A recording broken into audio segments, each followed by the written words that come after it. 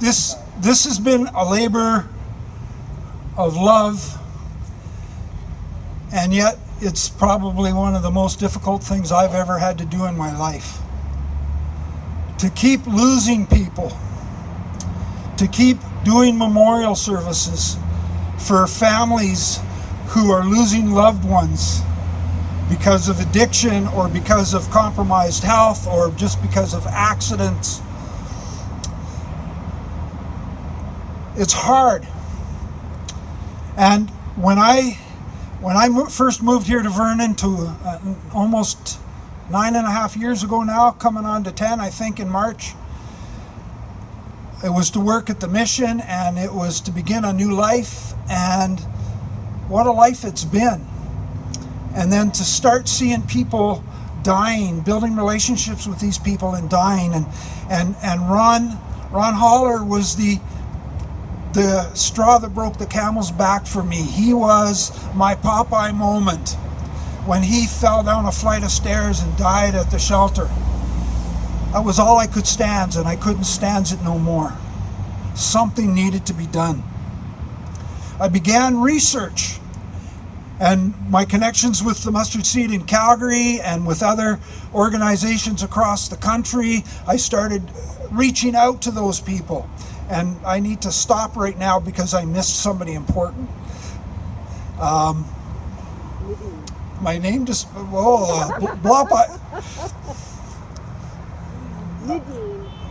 Nadine. I'm sorry, Nadine. I'm getting old. I have Sometimers and I forget names. Nadine Wilson was one of those people that I went to and had a conversation with, and she helped. And with that and her friend, we got the plaque, and she already gave her one because I wasn't sure if she was going to be here. Anyways, sorry. So reaching out to all those other people and trying to understand the issues of homeless related deaths. There was no consistent thing across the country. Different cities, different provinces had different ways of doing things, but there was no consistency. So I did some research here, I did research in the United States, and the one that stood out to me the most was Santa Clara, California. Population 1.8 million, and they lost 52 men and women. The oldest one was 90 and the youngest one was 18.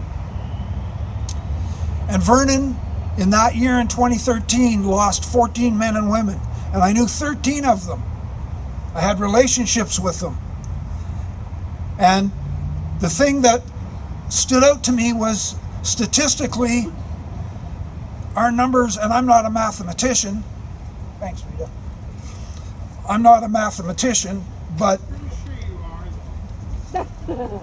ask my wife, I can't count. The thing was, that was a large number. And so I began doing more research, and I began having the conversations.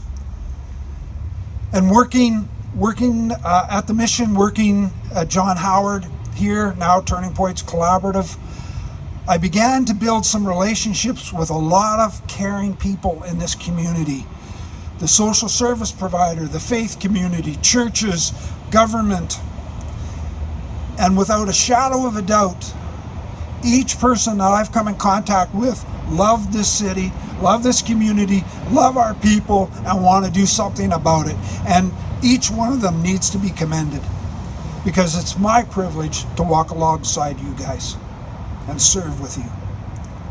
The other day, this summer's been kind of rough. Lots of memorials, and I had like 5 deaths in 6 weeks, and I had to do 4 memorials. And at the end of that 4 memorials, I was done. I felt like quitting and giving up, because the death, the look on families' faces when their loved ones have passed away, it was hard. And the other day, I was in the hospital and I was visiting some fellows who were dealing with addictions, and one fellow tried to take his life, and The only reason he didn't succeed was because God spared it. He crashed a car into a tree and walked away. And we had a faith walk, and we were talking about life and God and how to move forward and how to change. And another guy who was in the same section kept walking by and seen me, and he knew who I was and wanted to talk. And we had a faith talk and a prayer. And I had to leave those guys because I was going down to Linear Park to do a candlelight vigil that night, just after 2 overdose deaths. I went from peace of wanting to move forward and change a life to chaos. People in the midst of their addiction, people in the midst of their brokenness, needles on the ground, people, I say, might be the next possible death, because that's where they're at. That breaks me, that wrecks me, because those men and women I have a relationship with, not great relationship, not like I would with my family, but I love those people. I love those guys and gals, and I want, with all my heart, with all of our hearts, to spare them from the death, from the chaos.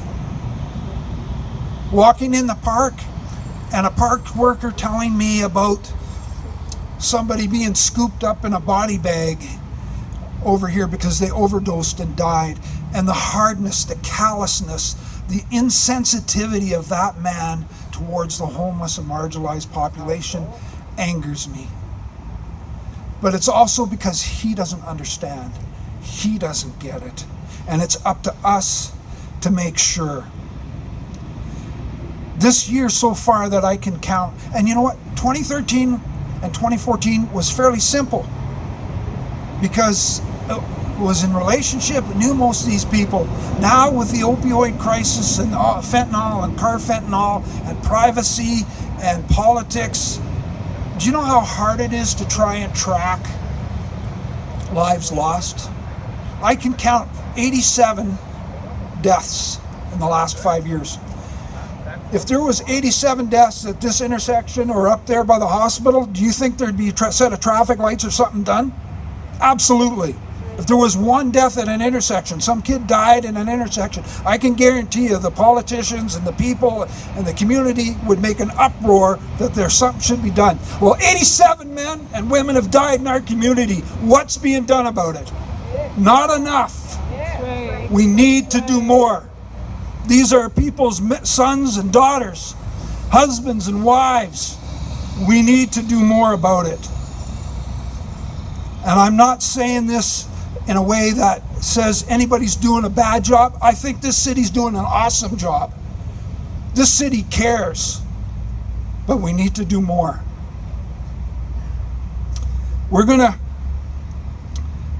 The things that I want to do in the next few moments, one is I want to read a couple scriptures, because one of the things that I've learned over this last year is a lot of my friends, a lot of my co-workers, a lot of the people I walk alongside are tired. They're burned out in some ways because of the death and because of the chaos and because of the stuff that's going on, shopping carts and Linear Park and here and all this stuff. We need to take care of ourselves. We need to be able to find things that fill our tanks so that we can keep on keeping on. In Ecclesiastes 3, it says, "There is a time for everything, and a season for every activity under heaven, a time to be born, a time to die, a time to plant, and a time to uproot, a time to kill, and a time to heal, a time to tear down, and a time to build, a time to weep, and a time to laugh, a time to mourn, and a time to dance." We need to take time right now to mourn, but after today, we need to take time to heal. We need to take the time we need to keep on keeping on so that we can, instead of I remember one time God kind of told me I needed to step back a little bit, and I needed to bring my A game to the table. I needed to bring my best to the table, because that's what people expected of me. And my guys and gals, our guys and gals, need me to give their very best, my very best. Proverbs says to speak up for those who cannot speak up for themselves, for the rights of all who are destitute. Speak up and judge fairly. Defend the rights of the poor and the needy. That's our God, that's our Creator, telling us that we need to speak up, we need to judge fairly, and we need to defend the rights of the poor and the needy. There is a God. He is our Creator, and He loves us, and He wants the best for us. And it wrecks Him when our people die. That's right. He doesn't like it. I don't like it. You don't like it. Let's give God a hand.